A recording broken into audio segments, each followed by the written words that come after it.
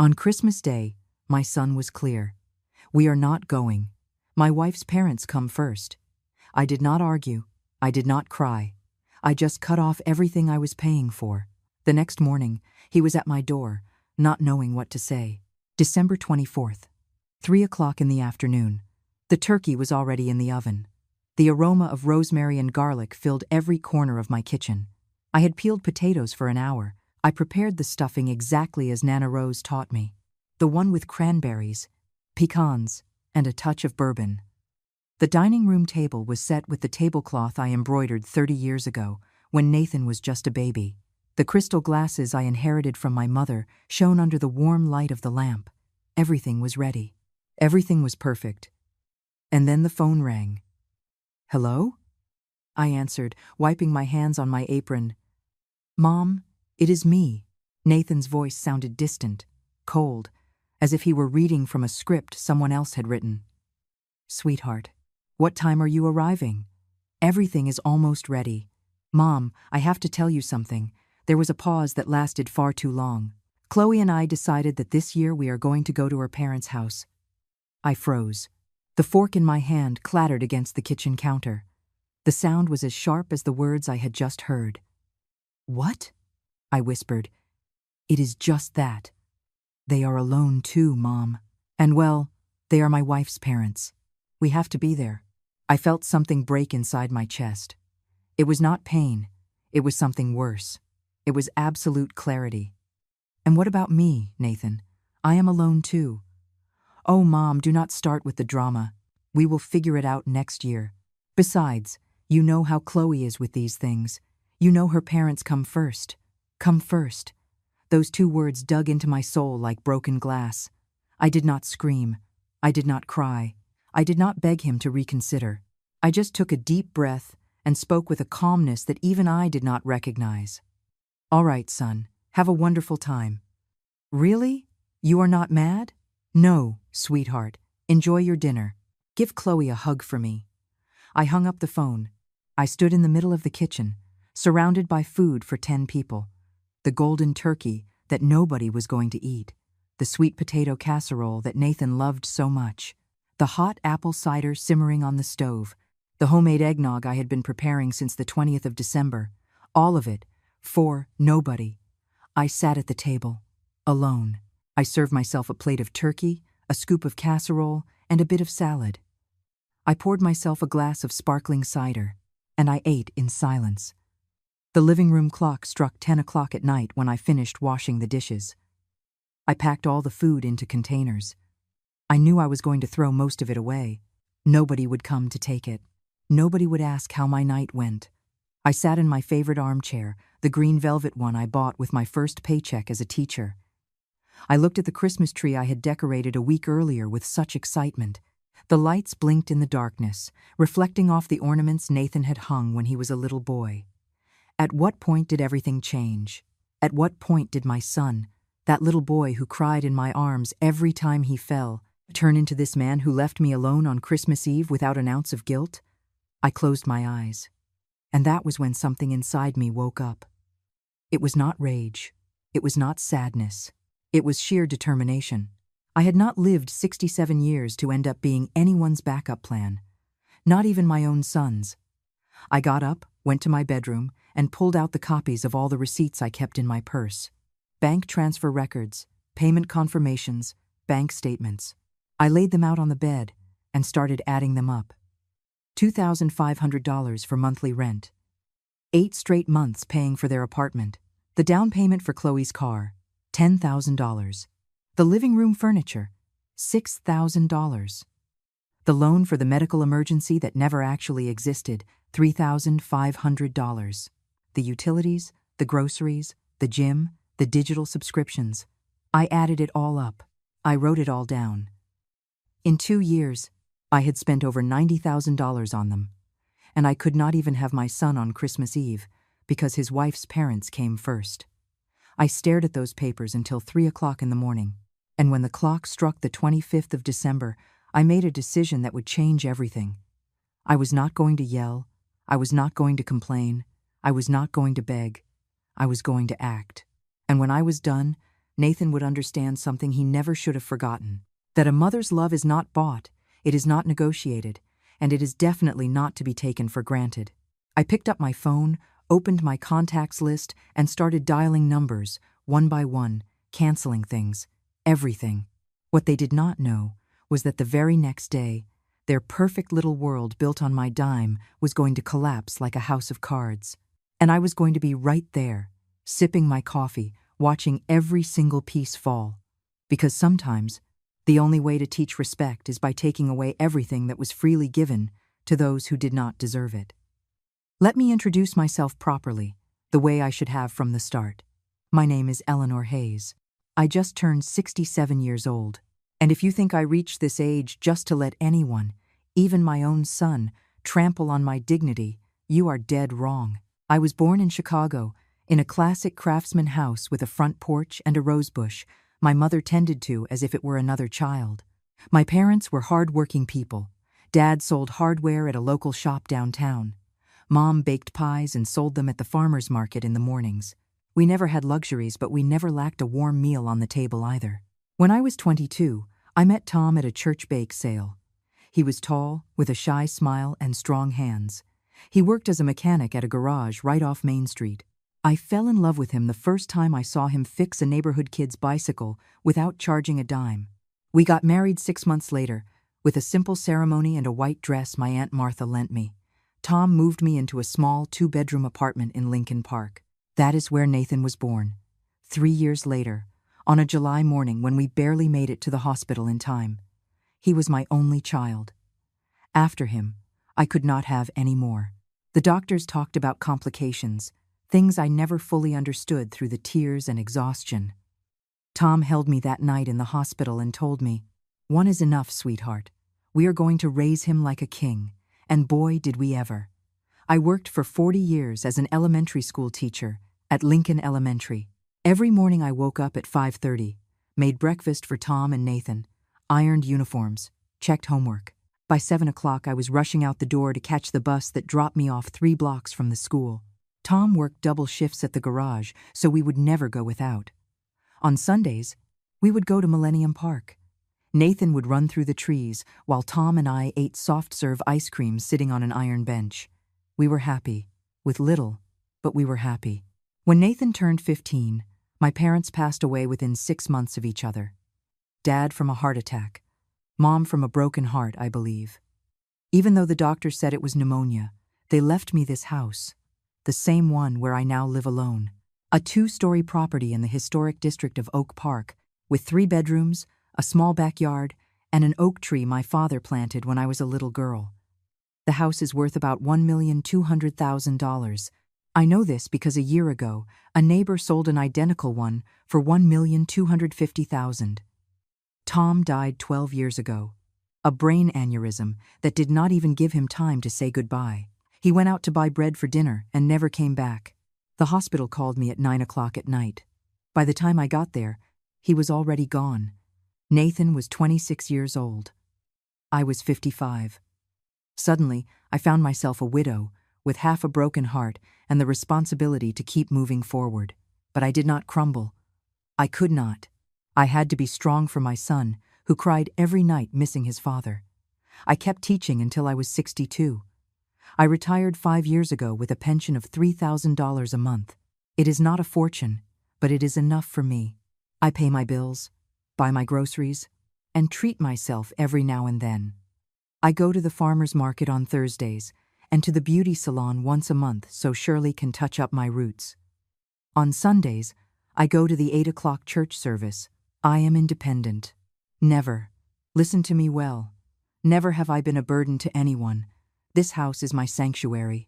The walls hold the laughter of my childhood, Christmas dinners with my parents, Nathan's first steps, the nights spent cuddling with Tom watching old movies on television. In my nightstand, I keep my most prized treasure, a gold pocket watch that belonged to my paternal grandfather. It is over 100 years old. The hands do not keep time perfectly anymore, but it shines like the very first day. My father gave it to me before he died. Take care of it, Eleanor. It is the only thing of value in this family. Aside from our word, I have guarded it like gold, quite literally.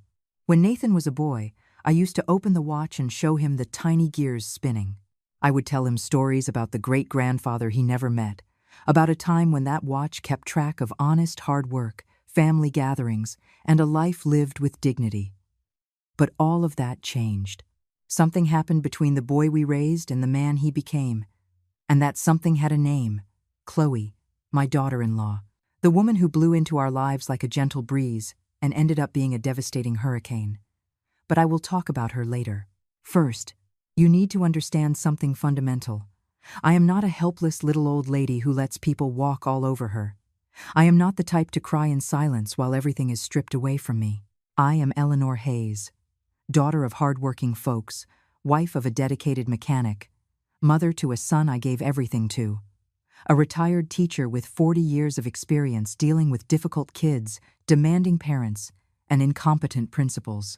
I have survived scraping by, the death of my parents, and becoming a widow. I have built a dignified life with my own 2 hands, and if anyone thought I was going to spend my final days acting as someone's personal ATM, not even my own son's, they were dead wrong. Because what Nathan and Chloe failed to understand is that a mother's love has boundaries, and they had just crossed every single one of them. The question that kept circling my mind that early morning on the 25th while I canceled every service was simple. At what point did my son stop seeing me as his mother and start viewing me solely as a source of cash? The answer came faster than I expected.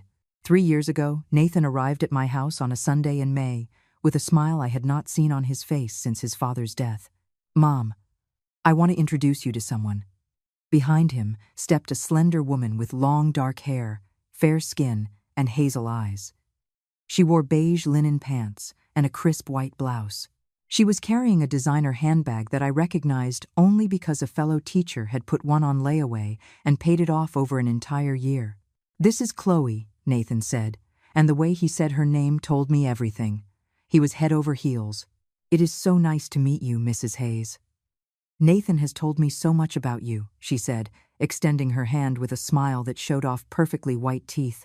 Her handshake was soft, entirely too soft, as if she were afraid of getting her hands dirty. "The pleasure is all mine, sweetheart. Come in, come in. I just made some iced sweet tea." We sat in the living room. Chloe looked at everything with those cat-like eyes. She took note of the framed pictures on the wall, the wooden hutch displaying the vintage china, the Persian rug my mother bought downtown 40 years ago. "What a cozy house," she said, but the way she said it sounded off, like when someone says interesting when they really mean old. "Thank you. It is the house I grew up in. My parents left it to me." "Ah, how nice to have family real estate," she replied, and I saw her eyes gleam for a split second. I should have noticed it right then. That spark, that interest, that was not about me, but about what I owned.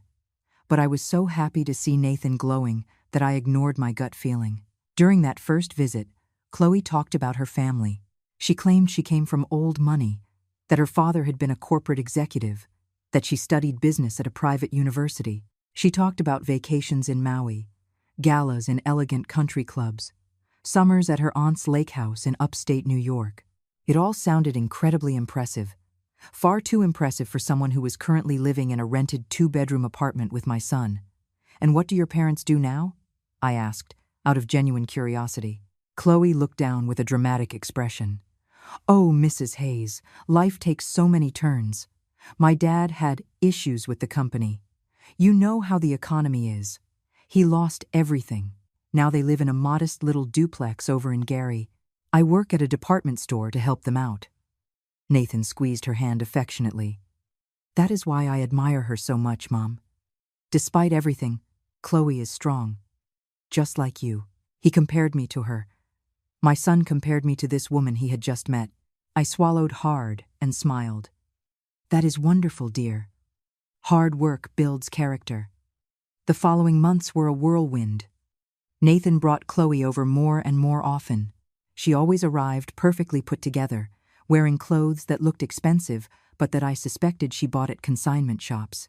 She always brought a little something: flowers from the farmer's market, a pastry, some chocolate. Small gestures that disarmed me. "For you, Mrs. Hayes. I know you love coffee, and this is a special roast from Seattle." How could I not grow fond of her? A year into their relationship, Nathan broke the news. "Mom, I am going to propose to Chloe." "So soon, honey?" "I am already 35, Mom. I am not getting any younger. She is the one." I lent him $15,000 for the ring and the engagement party expenses. "I will pay you back in 6 months, Mom. I promise."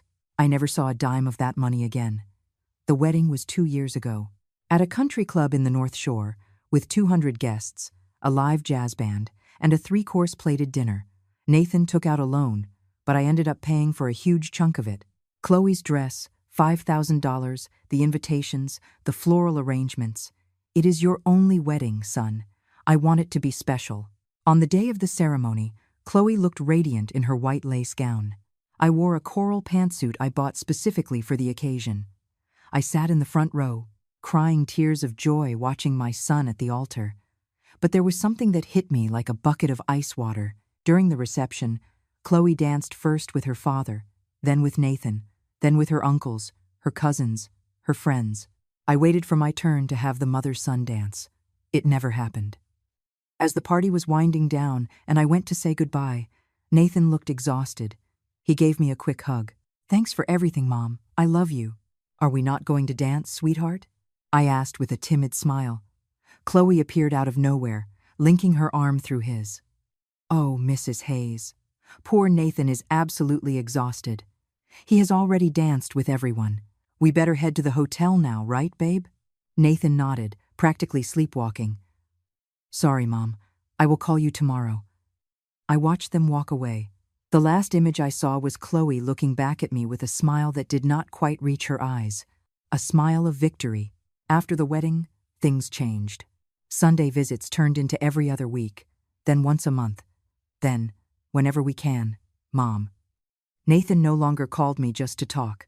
Chloe was always on speakerphone. "Mom, how are you?" "You are on speaker. Chloe wants to say hi too." "Hi, Mrs. Hayes." She would chime in, her voice sweet but incredibly distant.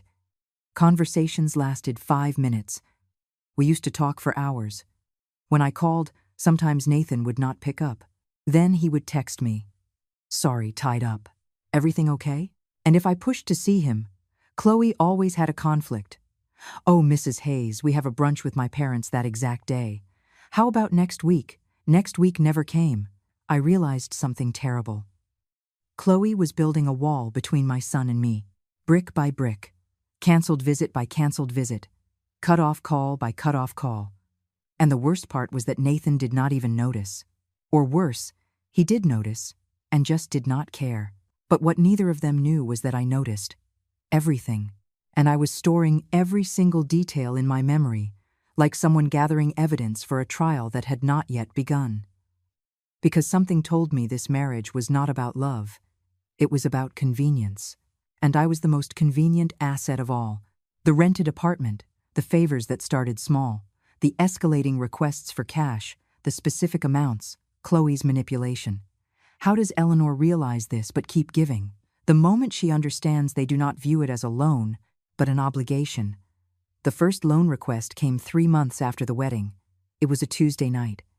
I was watching my evening shows when the phone rang. "Mom?" Nathan's voice sounded strained. "What is wrong, honey? Are you okay?" Yeah. It is just. Well, things got a little tight this month with the rent for the apartment. Do you think you could help us out with $2,500? It is just this once. I will pay you back on Friday when I get my paycheck. $2,500. The entire rent for their luxury high-rise apartment downtown. What happened to your paycheck, Nathan? We just had some extra expenses. You know, setting up the new place. But I promise, this Friday, without fail, I will transfer it to you. I did not think twice. He was my son. Of course, sweetheart. I will wire it to you right now. Thanks, Mom. You are the best. I love you. Friday came and went. The money never made its way back to my account. When I asked him about it a week later, feeling awkward and almost apologizing for bringing it up, he said, "Oh, Mom, it totally slipped my mind.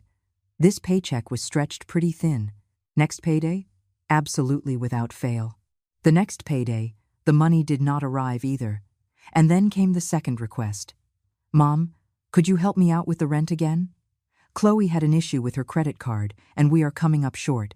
It is another $2,500. But honey, you still owe me for the first month. There was an uncomfortable silence. Well, when I pay you back, I will just pay it all together, okay? We are really in a bind right now. I transferred the money again. Because that is what mothers do, right? We are incapable of watching our children struggle, even if that struggle is a fabrication. The third month, Chloe was the one who called, "Mrs. Hayes, good morning. I am calling because Nathan is in a meeting and we need to ask you for a tiny favor." That word, tiny favor. As if asking for cash was like borrowing a cup of sugar. Tell me, dear. It is just that rent went up to $2,600 this month, and with utilities we are looking at $3,000 total. Could you help us out? Nathan says you are always so understanding. Something about her tone rubbed me the wrong way. It was sweet, but fake, like artificial sweetener. And what about the money I lent you over the past 2 months? Oh, Mrs. Hayes, we absolutely meant to pay you back, but so many expenses keep popping up. You know how it is when you first get married? Everything is so expensive. But do not worry. The second we have it, we will pay you back every single penny. I transferred the $3,000, and so the cycle began. Every month, there was a new emergency. Every month, a new excuse. Mom, the water heater broke. Mrs. Hayes, we need to buy a washing machine. The one we have is busted. Mom, Chloe needs some urgent medical tests. Mrs. Hayes, the car needs emergency servicing. I kept transferring, over and over again, with the foolish hope that someday they would pay me back. I kept a notebook where I logged every loan, date, amount, reason, April, $2,500, rent, May, $2,600, rent and utilities, June, $1,000, water heater, July, $3,000, washing machine, August, $800, medical tests, September, $2,500, car service, and the list kept growing. Page after page of my tight handwriting documenting how my money was draining in a constant drip into the bottomless pit that was my son's marriage. But the worst of it happened a year ago. Nathan came over to my house on a Saturday morning, alone, without Chloe. Mom, I need to talk to you about something important. I got scared. I thought he was sick, that they were having serious marital issues. What is wrong, son? I want to buy a car for Chloe. Something nice, reliable. She works so hard and deserves to have her own vehicle. That is a lovely gesture, honey. I am glad you are thinking of her. The thing is, I need $10,000 for the down payment. I found a Honda Civic that is absolutely perfect. Could you lend it to me? I will pay you back in a year. I will sign a promissory note if you want. $10,000, over 3 months of my entire pension. Nathan, that is a lot of money. I know, Mom. That is why I'm asking you to lend it to me, not gift it to me. I will pay you back religiously. $200 every 2 weeks, until the whole thing is paid off. Please? I looked at him.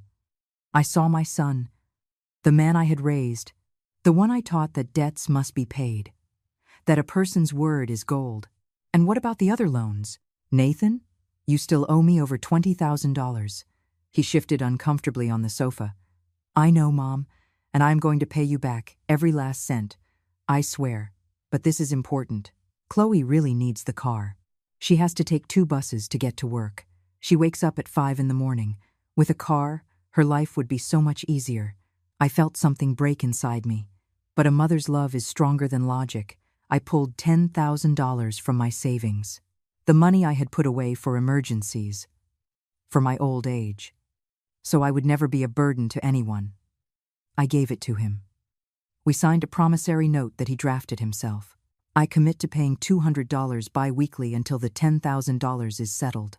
Signed, Nathaniel Hayes. I kept that piece of paper in my drawer like it was a winning lottery ticket. 2 weeks later, when I asked him about the first installment, he told me, "Oh, Mom, I overspent this paycheck. Next time I will double up and pay you for both."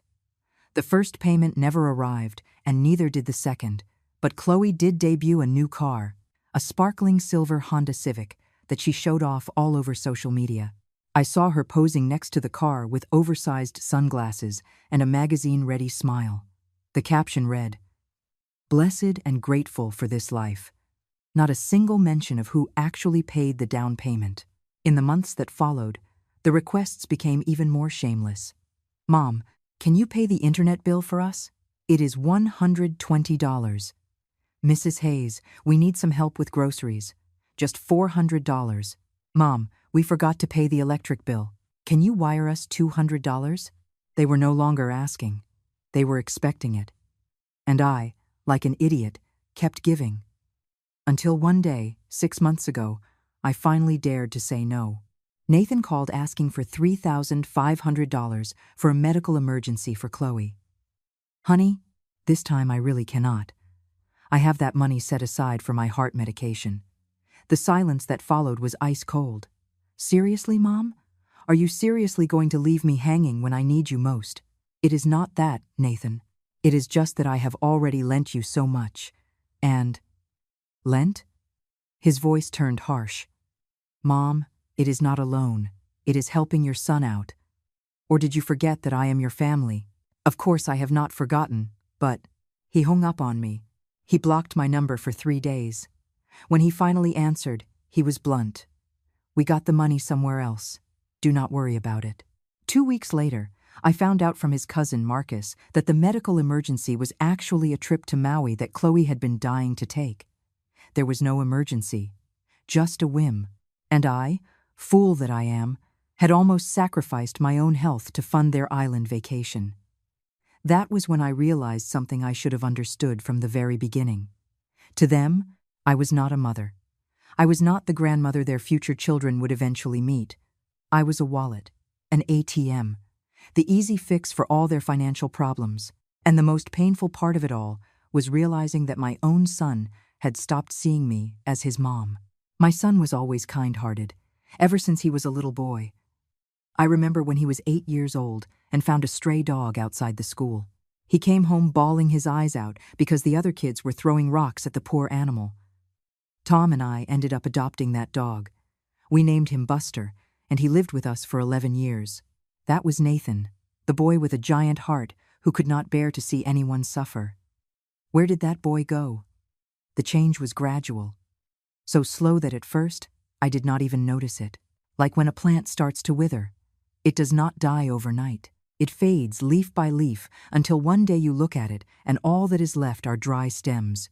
It all started with the phone calls. Before Chloe, Nathan called me every single night. It did not matter how tired he was from work. He would call me at 8 o'clock. "What did you have for dinner, Mom? How was your day? Did you watch that new episode on TV?"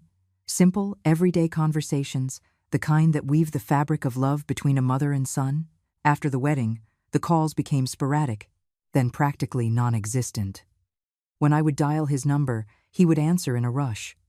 "Yeah, Mom? Make it quick. I am heading out. I am busy. Is it an emergency? I cannot talk right now. I will call you later." That later never came. I started noticing that he only reached out when he needed something. Cash, a favor, for me to hold on to some mail. Never just to check on me. One night, I called 5 times. He did not answer a single one. I sent a text. "Honey, are you okay? I am getting worried." He replied 3 hours later. "Yeah, Mom. Was watching a movie with Chloe." 3 hours watching a movie while his mother was sick with worry, thinking something terrible had happened to him. The visits changed too. He used to come over every Sunday for lunch. He would arrive at exactly 2 o'clock, help me set the table, and we would wash the dishes together while we chatted. He would leave around 6, after we had a cup of coffee. After getting married, the visits dropped to once a month. Then, every couple of months. And when he did come over, it was not the same. He would arrive with Chloe glued to him like a shadow. She never offered to help in the kitchen. She would sit in the living room scrolling on her phone while I served the food. "Chloe, sweetheart, could you help me carry the plates out?" "Oh, Mrs. Hayes, I have a terrible headache. Can Nathan help you?" And my son, The exact same boy who used to dry the dishes with me every single day, now said, "Let me just finish sending this email, Mom." He never finished the email. What hurt the most was realizing that Nathan would not even look me in the eye anymore.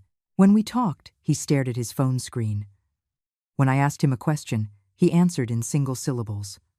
"How are things at work, son?" "Fine." "Are you guys thinking about having babies soon?" "Do not know." "How are Chloe's parents doing?" "Okay." Dead-end conversations, like talking to a stranger who has zero interest in getting to know you. But the hardest blow came 8 months ago, my 67th birthday. We had always celebrated my birthdays together. Ever since Nathan was a baby, Tom would make me breakfast in bed. Nathan would bring me flowers. In the afternoon, we would have cake. When Tom passed away, Nathan kept the tradition alive. He would take me out for a nice breakfast at a local diner. He would buy me perfume or a nice blouse. We would spend the whole day together. This year, I waited for his call starting at 6 o'clock in the morning. It never came. At 9 o'clock, I sent a text. "Good morning, honey. Read." No reply. At 12 o'clock, I made my own lunch. A simple plate of scrambled eggs and bacon. I poured myself a glass of lemonade and sang happy birthday to myself alone in my kitchen. I cried while I ate. At 11 o'clock at night, when I had already put my pajamas on, the text came through. "Happy B-Day, Mom. Sorry, the day just totally got away from us. I will swing by later to drop off your gift." The gift never arrived. 2 weeks later, I confronted him. I went to his apartment unannounced. He opened the door in sweatpants, his hair a mess. "Mom, what are you doing here? Can I come in, or is that off the table too?" I walked inside. The apartment was a disaster. Clothes thrown everywhere, dirty dishes piled in the sink, the smell of stale takeout lingering in the air. Chloe walked out of the bedroom in a robe, yawning. "Oh, Mrs. Hayes, what a surprise. We had no idea you were coming." I did not know I had to make an appointment to see my own son. Nathan tensed up. "Mom, did something happen? Did something happen?" My voice cracked. "Do you want to know what happened, Nathan? I turned 67 years old 2 weeks ago, and my only son completely forgot."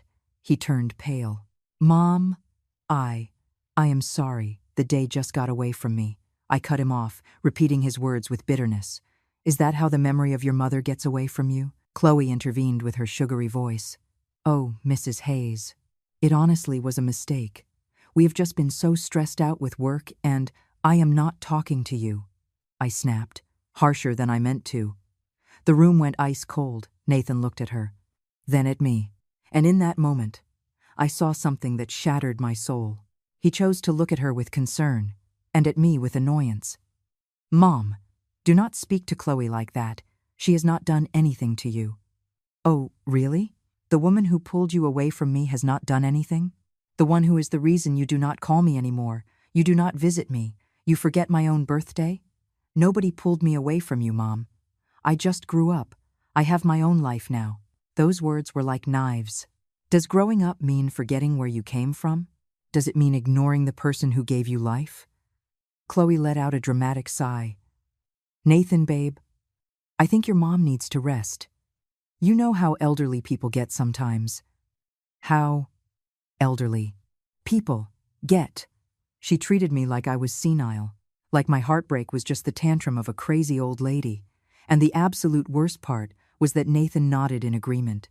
"Yeah, Mom, I think you are tired. You should go home and get some rest, and we will talk tomorrow when things are calm." He was kicking me out. My own son was throwing me out of his house. "All right," I said, my voice shaking. "I am leaving. But I want you to know something, Nathan. The day you actually need me, when you finally realize what you are losing, it is going to be far too late." I walked out of there with my head held high, but my heart in a million pieces. In the cab ride back, I could not hold back the tears. The driver noticed me in the rearview mirror. "Are you okay, ma'am?" "Yes," I lied. "It is just that. I miss my son very much." "Does he live far away?" "No," I whispered. "He is close by, but it feels like he is on another planet." That night, lying in bed, staring at the ceiling in the dark, I came to a terrifying realization. I had lost my son, Not to death, not to distance. I had lost him to a woman who knew how to play her cards better than I did, and the worst part was that he was completely blind to it. They wanted me to sell my parents' house to give them a down payment for a new place. The audacity had no limits. Let me explain. 6 months ago, the announcement that they wanted to buy a house, a $4 million suburban mansion plan, Chloe's proposal to sell my house, my firm refusal, the manipulation that followed constant passive-aggressive comments, the day they brought a real estate agent over without asking. 6 months ago, on a Saturday in June, Nathan and Chloe showed up at my house unannounced. That was unusual in itself. They had not come over without me begging in months. They brought a bottle of cheap sparkling wine and a plastic tray of cookies from the grocery store. "Mom, we have some exciting news to share," Nathan said with a smile I had not seen on his face since before the wedding. We sat down in the living room. Chloe settled into the armchair, crossing her legs with that air of superiority I knew all too well. "What is going on?" I asked, feeling like something was off. "We are looking to buy a house," Nathan blurted out, "a place of our own. We are tired of throwing money away on rent." I was happy, truly. Seeing my son want to build a life always made me proud. "That is wonderful news, honey. I am so happy for you. We have been looking at a few options," he continued. "There is one in a gated community in the suburbs that we are obsessed with.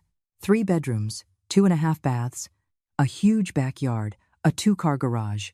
Sounds beautiful. How much are they asking for it?" Chloe leaned forward, flashing that smile that always made my skin crawl.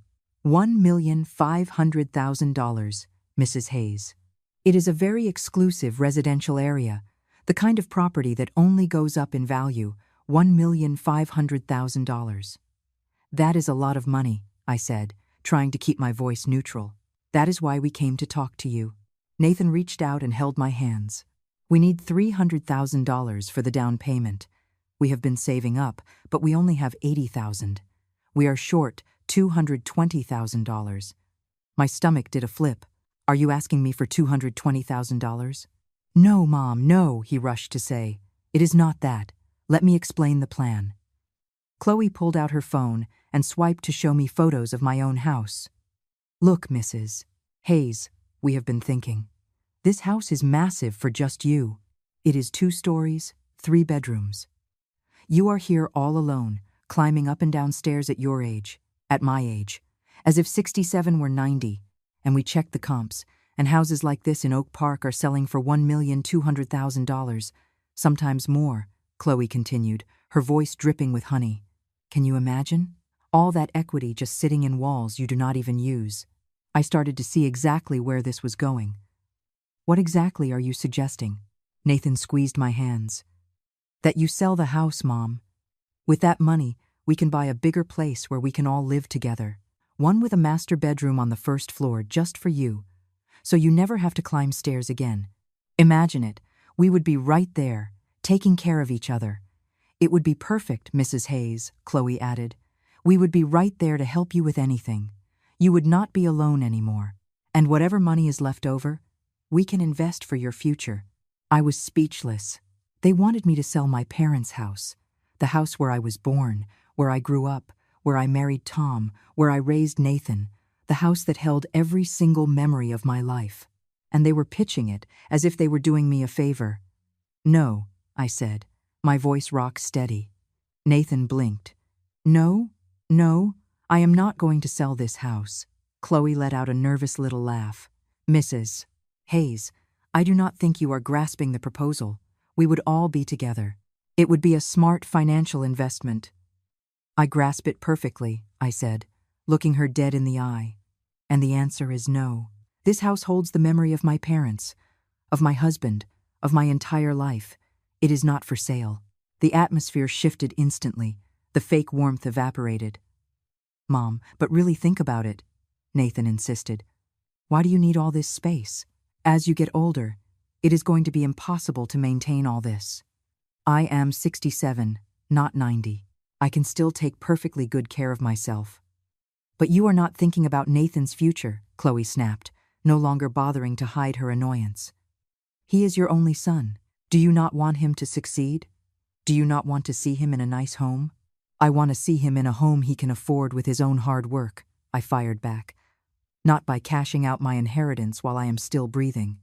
Nathan stood up, visibly frustrated. It is not an early inheritance, Mom. It would be a family investment. We all win. No, Nathan, you two win. I lose my home. Chloe stood up, grabbing her purse with sharp, aggressive movements. How selfish, honestly. Sitting alone in this giant house while your son rents a tiny apartment. Nobody is forcing you to rent, I said, feeling the anger bubble over. And nobody forced you to look at $1.5 million house when you do not even have the down payment. Nathan, we are leaving, Chloe ordered. Your mother clearly has no intention of supporting you. My son looked down at me with a mix of disappointment and anger that I will never forget. Fine, Mom. I thought I could count on you. But I see your house matters more to you than I do. They stormed out, slamming the front door. I stood shaking in the living room, wrapping my arms around myself. From that day forward, the pressure campaign shifted into high gear. Every time they came over, they dropped comments. Oh, Mrs. Hayes, have you still not fixed that leak in the bathroom? This house needs so many repairs. It would be better to sell it before the property value drops. Mom, don't you get exhausted cleaning 3 bedrooms you never use? Mrs. Hayes, a lady from my work, sold her house and moved in with her son. She says it is the best decision she ever made. No more worries. Constant, relentless pressure. But the worst of it happened 3 months ago. I got back from the farmer's market on a Wednesday afternoon to find a car parked in front of my house. Chloe was standing in my front yard with a man in a sharp suit who looked to be in his 50s. What is going on here? I asked, hauling my grocery bags. Oh, Mrs. Hayes, great timing, Chloe said with absolute audacity. This is Mr. Davis, a real estate agent. I asked him to come by and evaluate the property. Without my permission? The man approached with a slick, professional smile. Ma'am, with all due respect, a property like this could list for up to $1,300,000 in the current market. I already have buyers looking in this exact neighborhood. My house is not for sale, I said, my voice freezing cold. Mom, we just wanted you to know what it is worth, Nathan said, stepping out of his car. You are in on this too? We just want to help you see your options. I dropped the grocery bags right on the sidewalk. Apples and tomatoes rolled across the concrete. Get out, I said, my voice low but unwavering. Get off my property. All 3 of them stared at me. Ma'am, I am just doing my job, the agent said. Then go do it somewhere else. This house is mine, and as long as I have breath in my lungs, it will remain mine. Chloe scoffed. Fine, keep your old drafty house. In the end, when you are gone, it is going straight to Nathan anyway. Those words stabbed me like needles. When you are gone, they were literally waiting for me to die so they could take everything. In that moment, I knew something with absolute certainty. To them, I was worth more dead than alive. Alive, I was a roadblock between them and my property. Dead, I was a convenient windfall. And the most heartbreaking part was that my own son was completely on board with the plan. If I thought the house incident was the worst thing they could do to me, I was completely mistaken. What came next was a series of slights so calculated, so precise, that I realized they were not accidents. They were messages. The first one hit in September, 4 months ago. Nathan called me on a Tuesday night. Mom, this Saturday is our first wedding anniversary. How wonderful, sweetheart. Are you guys celebrating? Yeah, we are just doing an intimate dinner, just the 2 of us. You know, something romantic. That is beautiful. Enjoy yourselves. Hey, Mom, could you help me out with $3,000? We want to go to a really special restaurant and then spend the weekend at a cabin in Aspen. $3,000 for an intimate dinner. Nathan, that is a lot of money. I know, but it is our first anniversary, Mom. It is a big deal. I will pay you back next month, I promise. Something gnawed at my gut, but it was his anniversary, a special milestone. I transferred the funds. That Saturday, I spent the day alone, thinking about them, wishing them the best. At 8 o'clock at night, I sent them a text. Happy anniversary, kids. May God always bless your marriage. Nathan replied with a single heart emoji, nothing else. On Sunday evening, my neighbor Brenda knocked on my door. "Eleanor, you need to see this." She held her phone out, looking pitying. She showed me Chloe's Facebook page. She had posted about 30 photos of her intimate dinner. Intimate. With 20 people. Her parents were there, her siblings, her cousins, her girlfriends, all of them toasting in a private dining room of an incredibly upscale restaurant. The tables were covered in gold balloons, a 3-tier cake, a live jazz band playing in the corner. A full-blown celebration. And I had no idea it was even happening. My money had bankrolled a party where I was explicitly not welcome. I shook with anger, with sheer humiliation. "Are you okay?" Brenda asked softly. "Yes," I lied. "Thank you for showing me." I cried myself to sleep that night, but that was only the beginning. 2 weeks later, Chloe turned 28. I found out through social media she threw a massive bash at a rented event hall. Theme: casino night. Dress code: black tie. I did not receive an invitation. I called Nathan on the day of her birthday. "Honey, are you guys doing anything for Chloe today?" "Oh yeah, she is just having a little get-together with her girlfriends. You know, a girls' night. Can I drop off a cake or something?" There was a heavy, awkward silence. "No, Mom, do not worry about it. It is super casual, just text her happy birthday later." I hung up feeling tiny. Unnecessary. That night I saw the photos. 50 people. A DJ, an open bar, LED lighting everywhere, a photo booth with props.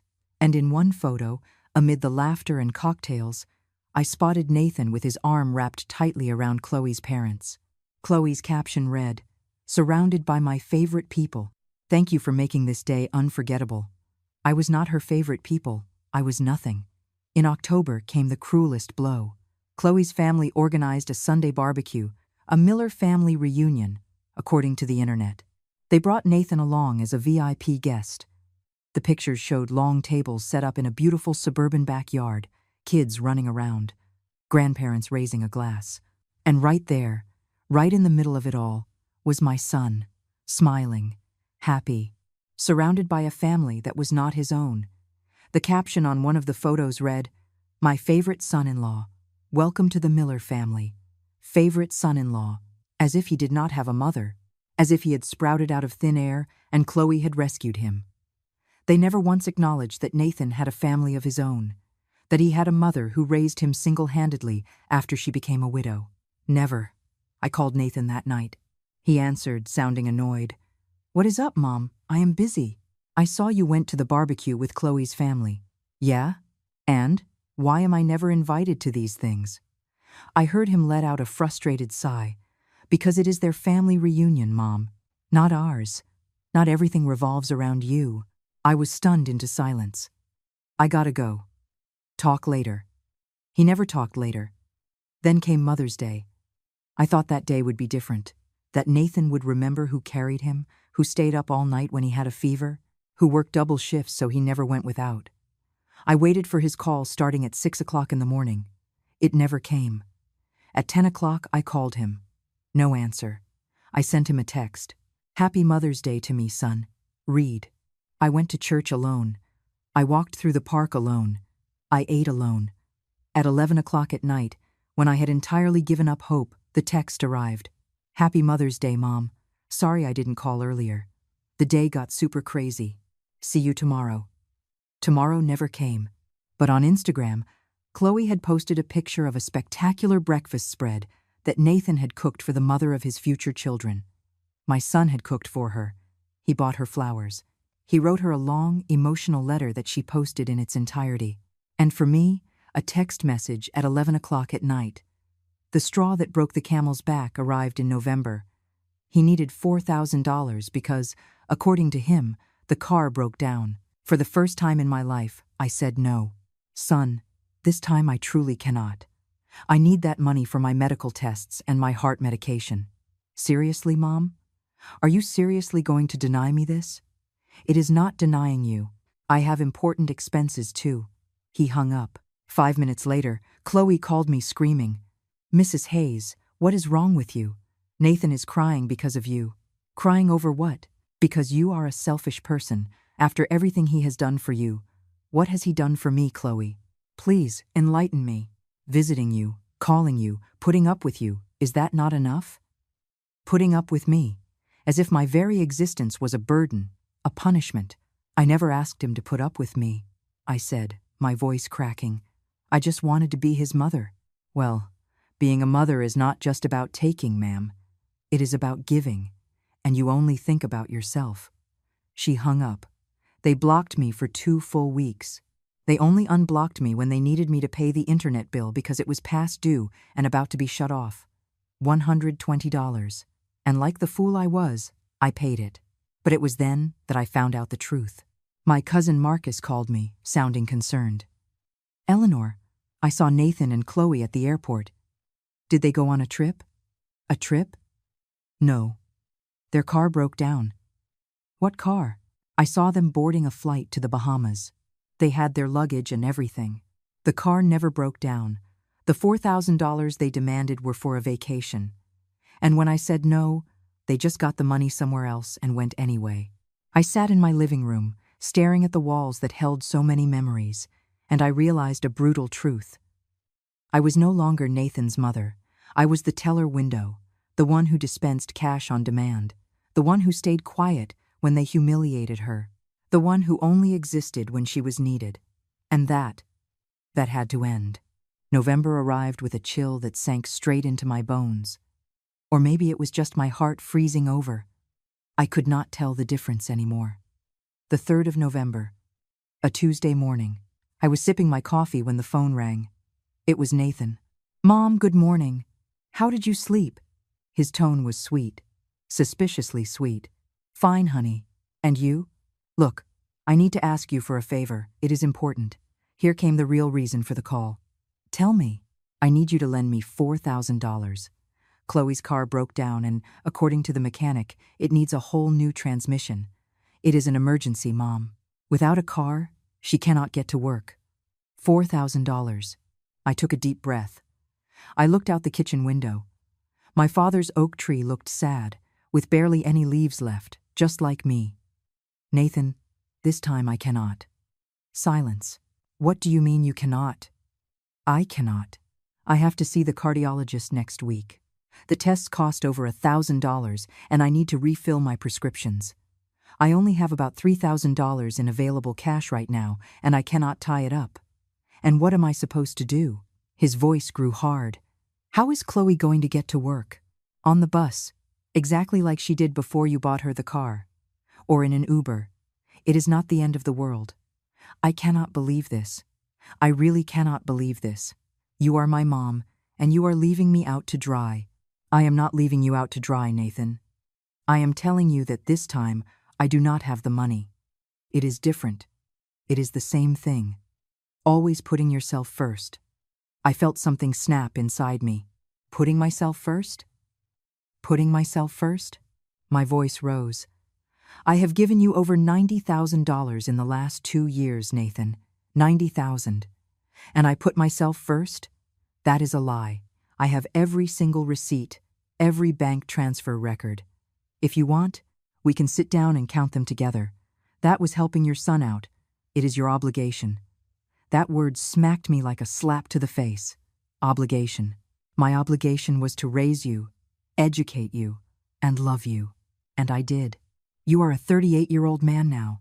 I have absolutely no obligation to support you or your wife financially. He hung up on me.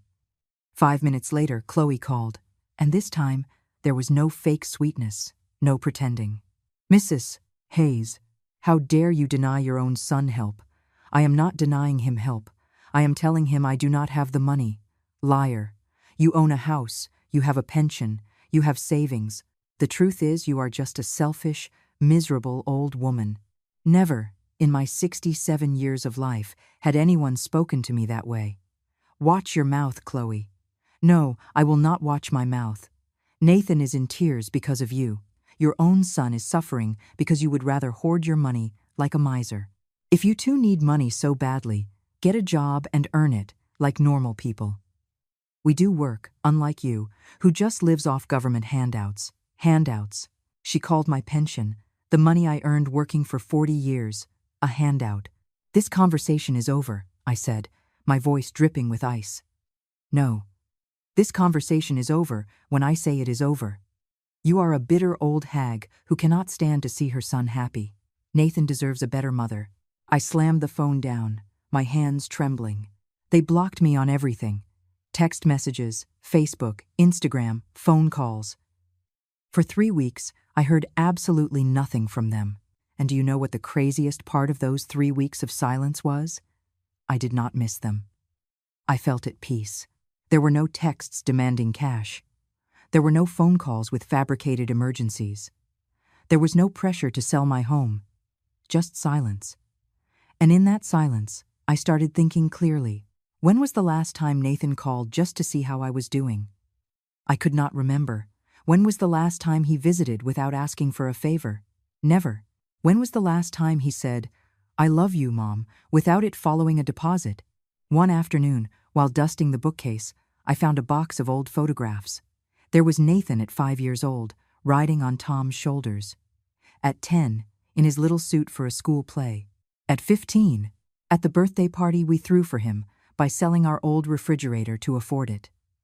At 20, the day he graduated from college, with tears in his eyes thanking me for always supporting him. I looked at those pictures and wept. Where was that grateful little boy? Where was the young man who called me his hero? Chloe took him away. She morphed him into someone I do not even recognize. Or maybe that boy never truly existed. Maybe he was always capable of this, and I just refused to see it. On the 28th of November, they finally unblocked me. Nathan sent a text. "Mom, we need to talk. Can you wire us $120? The internet bill is due, and if we do not pay it today, they will shut it off. No apologies. No, I am sorry for how we spoke to you. Just give me money." I read the message 5 times, and something inside me just clicked. I stood up. I went to my desk. I pulled out every document, every bill, every receipt. I spread them out across the dining room table and started doing the math. Rent, $20,000 over 8 months. Chloe's car, $10,000. Furniture, $6,000. Medical emergencies, $3,500. Trips, dinners, utilities, gym memberships, subscriptions, over $25,000. Assorted loans, over $20,000. Total, easily pushing $90,000. Almost $100,000 in less than 2 years. And I could not even have my son on Christmas. Because my wife's parents come first. I picked up my phone. I opened the calculator app. I added up every single recurring charge I was paying for them every month without them even realizing it. Internet, $120. Netflix, Amazon, Spotify, $75. Chloe's car insurance, $150. Family cell phone plan, $130. Gym memberships for both, $250. Monthly total, $725. Plus rent, $2,500. Total monthly burn, $3,225. On top of the random loans that were never paid back. And all of that for what? So they could treat me like a nuisance? So they could block me when I did not give them exactly what they wanted? So they could call me selfish? I looked at Nathan's text again. "Can you wire us $120? And that is when I made the most important decision of my entire life. I was not going to wire them a single dime. In fact, I was going to do something much better. I was going to strip away every single thing I was paying for. And when their comfortable little world came crashing down, then they would find out exactly who Eleanor Hayes is. December had always been my favorite month. The smell of mulled wine simmering on the stove, the Christmas lights wrapped around the trees on the street, Christmas carols echoing from every corner, the joy of having my family close. Even if my family was now just Nathan, this year I decorated my house on the 1st of December. I hauled out the artificial tree Tom bought 15 years ago. I hung every ornament with care, the golden star on top, the red baubles Nathan painted when he was 8, the nativity scene I inherited from my grandmother, with its delicate porcelain figures. I strung lights in the windows.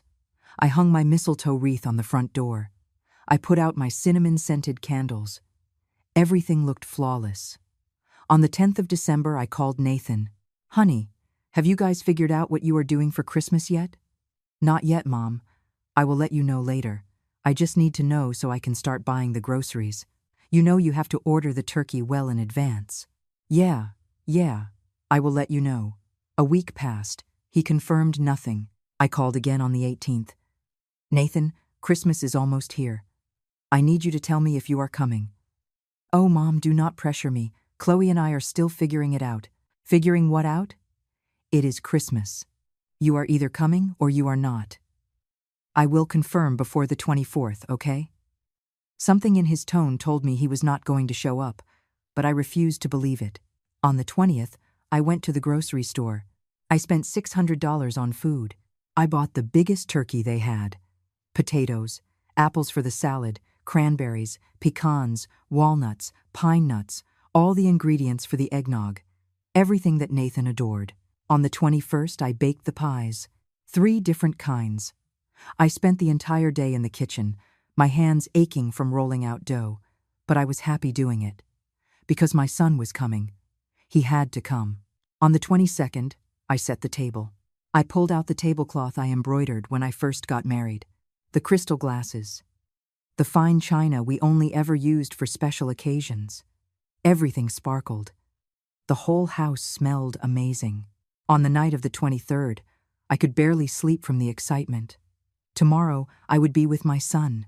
We would eat dinner together. We would talk.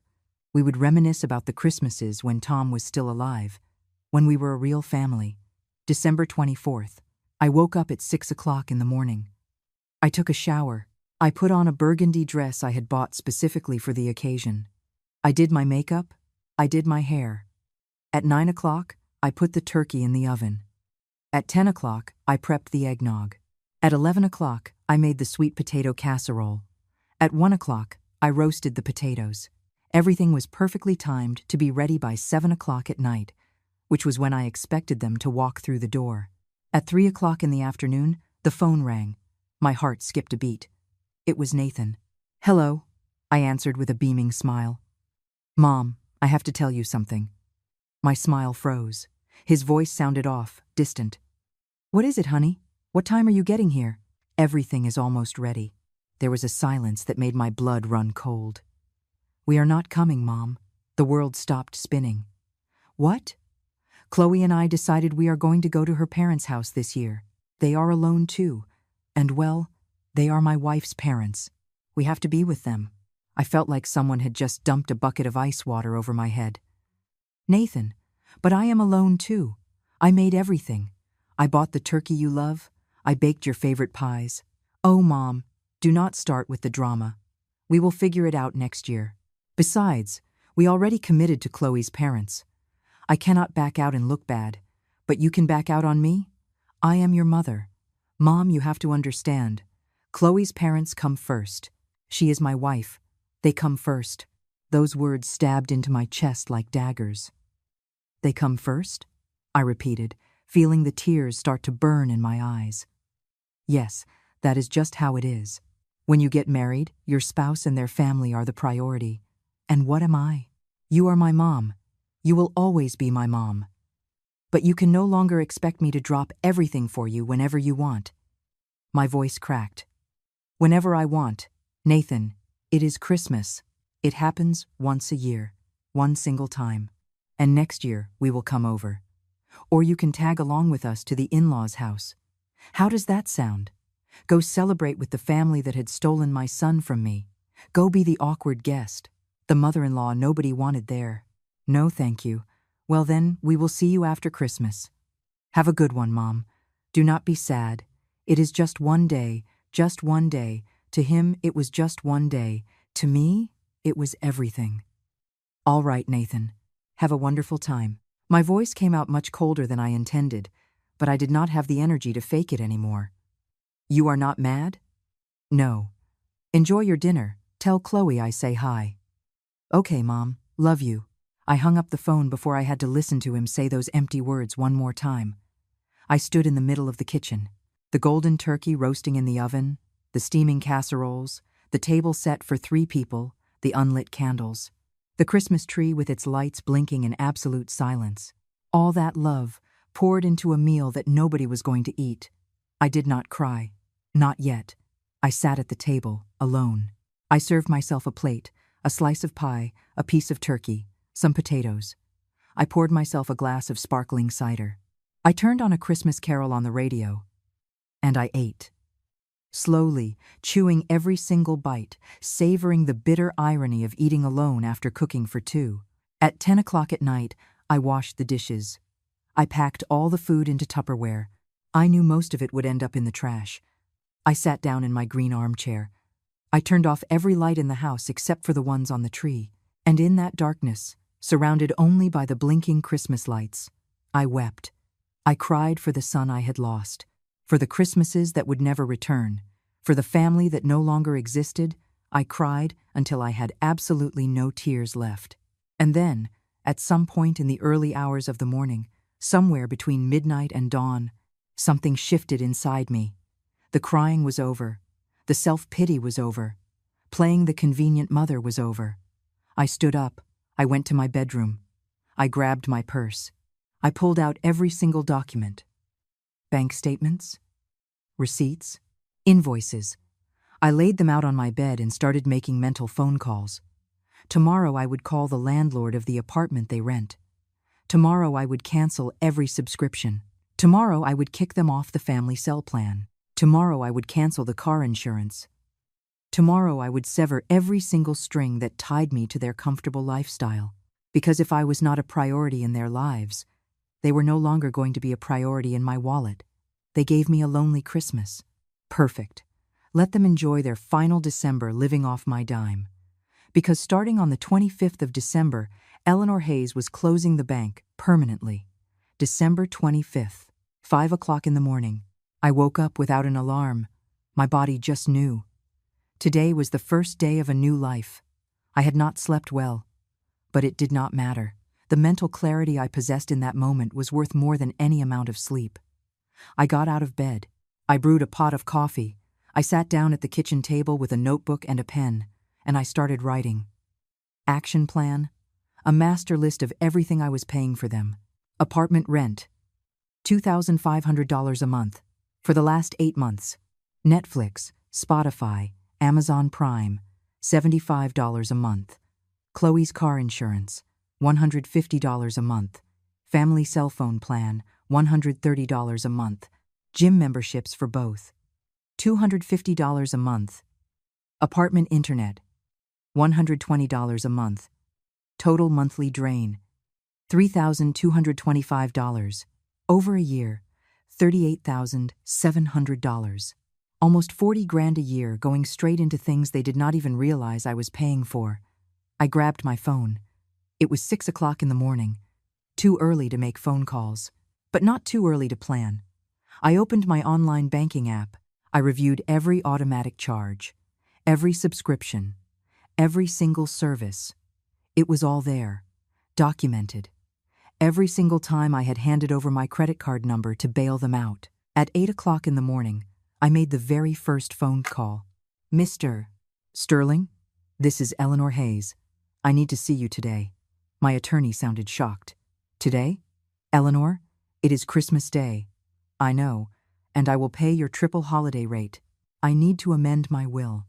It is an absolute emergency. There was a brief pause. Understood. 3 o'clock this afternoon at my office? I will be there. I hung up and moved down my list. 9 o'clock in the morning. I called Mr. Henderson, the landlord of the luxury high-rise they lived in. Mr. Henderson, good morning. This is Eleanor Hayes. Mrs. Hayes, how are you? Merry Christmas. Merry Christmas to you as well. Listen, I am calling to let you know that starting in January, I will no longer be paying the rent for my son's unit. Silence. Are you certain? You have always been incredibly punctual. I am entirely certain. They will have to pay you directly from now on. I just wanted to give you a heads up so you can stay on top of it. I understand. Thank you so much for letting me know. I hope there are no issues. I hope so too. Have a wonderful holiday. Next call. The internet provider. Good morning. I need to cancel the internet service listed under Eleanor Hayes for the address on West Monroe Street, apartment 304. When would you like the cancellation to take effect? Today. Ma'am, today is a federal holiday. The service will be disconnected on the 28th. Perfect. Next. The cell phone carrier. I want to remove 2 lines from my family plan. Could you provide the phone numbers? I read them off. All set. The lines will be deactivated within 24 hours. Thank you. Next. Netflix. I logged in, changed my account password, and deleted every profile except my own. Done. Next. Spotify, Amazon Prime, HBO. All canceled. Next. The gym. I want to cancel the memberships for Nathaniel Hayes and Chloe Miller. Do you have their member IDs? Yes. I read them out. Cancelled effective January 1st. The car insurance was a bit more tedious. I had to send emails and digitally sign documents. But by 11 o'clock in the morning, it was handled. When I finished all the calls, I sat staring at my notebook. The list was complete, every item crossed out. I felt something strange in my chest. It was not happiness, nor was it sadness. It was peace. At 3 o'clock in the afternoon, I arrived at Mr. Sterling's office, an older building downtown, with worn marble steps. Mrs. Hayes, come on in. He greeted me wearing his usual bow tie. What exactly do we need to modify?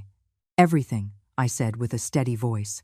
I want the house and all my savings to go to an orphanage when I pass away. Nathan will receive absolutely nothing. Mr. Sterling peered at me over the rim of his glasses. Are you entirely sure? This is a very drastic decision. I am entirely sure. Can you draft it today? I can draft the paperwork right now, but I strongly advise you to think it over for a few days. I do not need to think it over. My mind is made up. It took us 2 hours. When I signed the new will, I felt a heavy door lock shut inside my heart.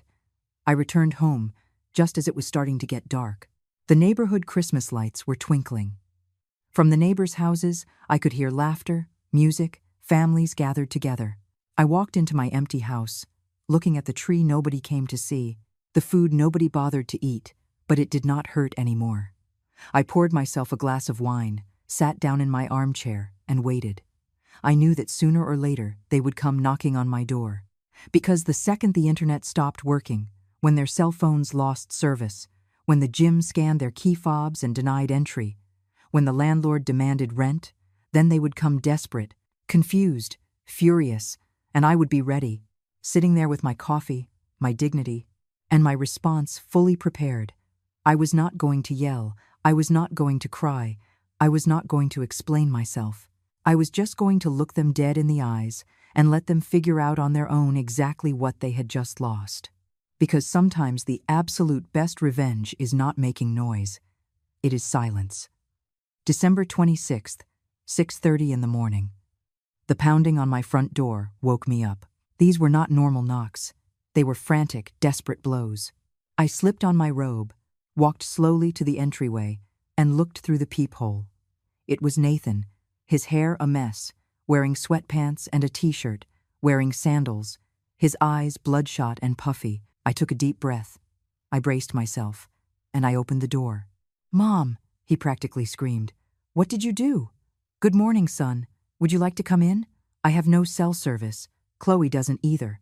The Wi-Fi is completely dead." "What happened?" I looked at him in total silence, calm, composed. "Do you want a cup of coffee?" "I do not want coffee. I want to know what is going on. Come inside. It is freezing out there." He stormed inside like a hurricane. He paced around my living room like a caged animal. "Did you call the internet company? The cell provider? What did you tell them?" I sat down in my armchair. I folded my hands in my lap. I did not tell them anything that was not the truth, that I was no longer going to pay for services that do not belong to me. He froze in his tracks. "What? You heard me. I canceled the internet. I removed you both from the family cell plan. I also canceled Netflix, Spotify, and all those other apps." His face morphed from confusion into absolute panic. But, why?" "Because I can no longer keep funding your life, Nathan." You were not funding my life. It was just a couple of small bills. I pulled out my notebook, the one with all the calculations. $3,225 every single month. That is what I was spending on a couple of small bills for you two, not counting the endless loans you never paid back. In total, over $90,000 in 2 years. He went chalk white. Mom, I had no idea that you— Of course you had no idea.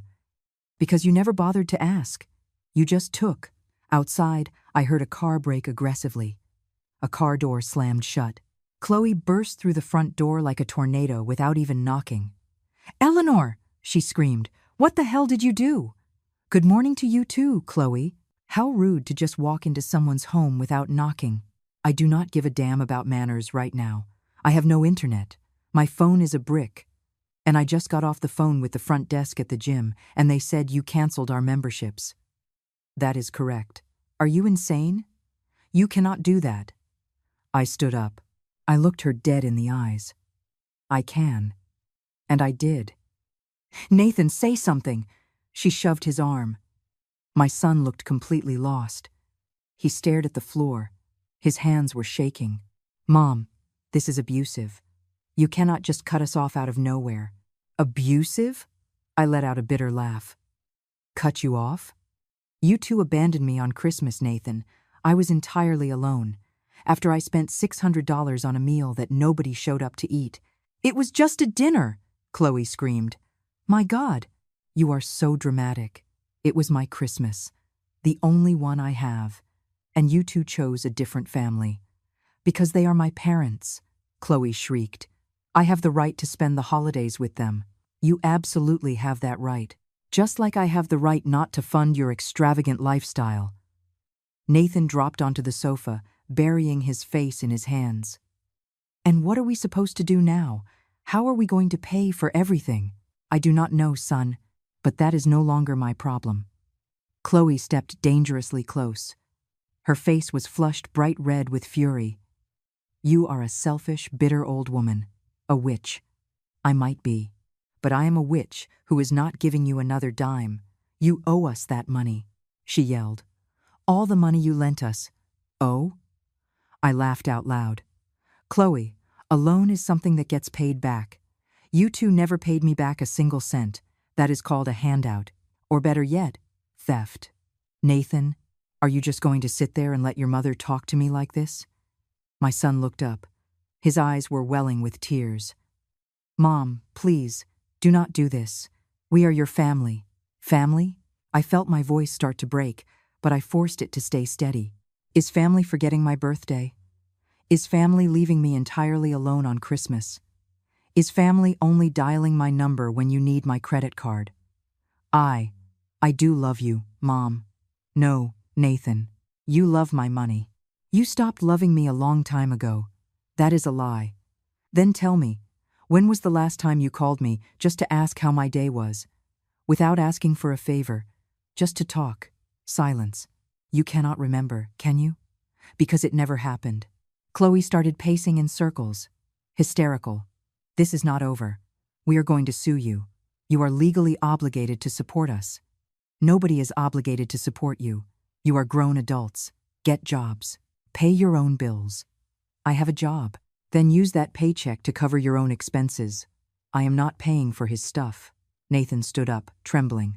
"And what about the rent, Mom? Mr. Henderson just emailed me saying you are no longer the guarantor." "Exactly. Starting in January, you pay him. $2,500 a month. Straight out of your own bank account. We cannot afford that. Then find a cheaper apartment, or move in with Chloe's parents. After all, they come first, right?" Chloe turned completely pale. "My parents do not have room. What a shame. You will just have to figure it out on your own then, Mom." Nathan stepped closer, tears spilling down his cheeks. "Please, forgive me. I messed up, I know. But do not do this to us. I am begging you." For a split second, just one moment, I felt my heart soften. But then, I remembered. The lonely Christmas. My forgotten birthday. The constant humiliation. The blatant disrespect. "Nathan, I love you. I will always love you, but love does not pay the bills. You two need to learn how to survive without my wallet. And your will? Chloe blurted out suddenly. I stared at her. My will? Yes. When you pass away, the house goes to Nathan, right? I smiled. For the first time in days, a genuine smile spread across my face. No, Chloe, the house, my savings, every last penny goes to a children's orphanage. Nathan gets absolutely nothing. Chloe's shriek could be heard from the street. And as she screamed and Nathan sobbed like a lost little boy, I stood there, rooted like an oak tree, knowing that I had just taken back something I had lost a very long time ago, my self-respect. I kicked them out of my house that day. Chloe screaming empty threats, Nathan crying. I locked the door and leaned against it, listening as their car tires screeched peeling out of the driveway. And then, in the silence that remained, I finally took a deep breath. The following weeks were completely peaceful. There were no calls begging for cash. There were no urgent text messages. There were no fabricated medical emergencies. Just pure silence. But through the family grapevine, which always functions flawlessly, I heard everything. My cousin Marcus ended up being my unwitting informant. Eleanor, I bumped into your son. They got evicted and had to move into a tiny studio down on the south side. Oh, really? Yeah, and it looks like Chloe got a job at a coffee shop. I saw her wearing a green apron. I smiled to myself. 2 weeks later, my neighbor Brenda spilled more tea. Eleanor, I hate to gossip, but I heard your daughter-in-law screaming at Nathan in a parking lot. Something about how it was all his fault for not knowing how to manipulate his mother properly. The puppet master was losing her grip. In mid-January, Nathan tried to call me. I let it go to voicemail. He left a message. Mom, I need to talk to you. Not for money. I just need to talk, please. I deleted it. I was not ready yet. February arrived, cold and rainy. One afternoon, while I was watering the plants on the porch, Marcus stopped by again. Aunt Eleanor, I have some major news. Tell me, honey. Nathan and Chloe went to ask her parents for money, to pay their rent because they were 2 months behind. And Chloe's parents told them they were broke. That whole story about coming from old money was a total lie. They live in a rented room in a sketchy duplex, and her dad drives an Uber. There it was. The truth Chloe had buried so deep. The wealthy family was a fairy tale, an illusion she sold to trap my son. Chloe lost her mind, Marcus continued. She started screaming at her own mother. Nathan walked out of the house in tears. The architecture of lies had fully collapsed. March brought more updates. Mr. Henderson actually called me. Mrs. Hayes, just wanted to give you an update since you were on the lease previously. Your son and his wife fell 3 months behind on rent.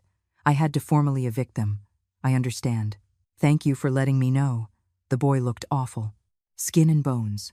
Dark circles under his eyes. I honestly felt terrible for him. It hurt me. I will not lie.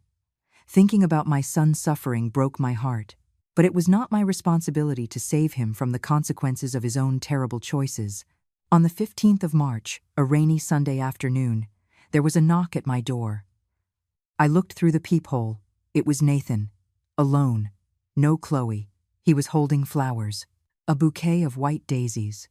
My absolute favorite. He was soaked to the bone. And he was crying. I opened the door. Mom. His voice broke.